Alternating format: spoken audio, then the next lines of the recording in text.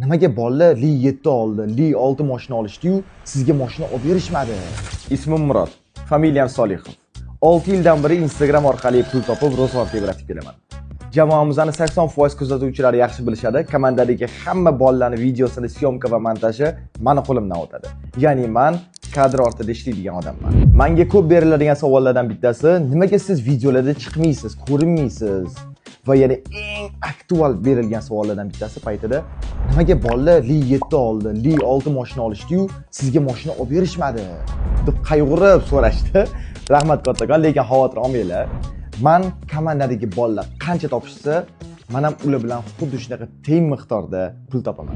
Bitta yomon odatim bor, shopagolikman. Ya'ni qayerda o'zimga yoqadigan kiyim ko'rsam sotib oliraman. Bilmadim nimaga, balki buni sababi ijodni endi boshlagan paytim bitta dona mana bunaqa yo'l chizuvlik ko'ynagim bo'lardi. Buni meni boshdan kuzatadiganlar yaxshi bilishadi. O'sha payt auditoriyam pul tashlashib, menga boshqa kiyim olib bermoqchi bo'lishgan. Va nasib qilgan ekan, syomka va montajdagi tajribam, eng asosiysi fantaziyam sabab sizlarning e'tiboringizga tushdim va 13 tadan ko'p davlatga sayohat qildim.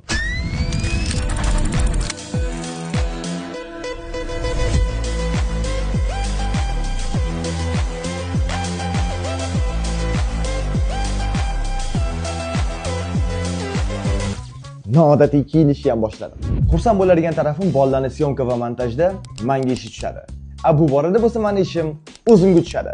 Xullas men o'zimni blogimni ham yuritaman, bolalarni ham syomka va montajini qilib pul topaman. Nima demoqchiman sizlarga? Agar siz ham Instagram orqali daromad qilmoqchi bo'lsangiz, imminni bloger bo'lish, vay olish yoki face'ingizni ko'tarish uchun harakat qilishingiz shart emas. Buni kadr ortida ham amalga oshirib pul topsa bo'ladi. Faqat uning uchun fantaziya kerak.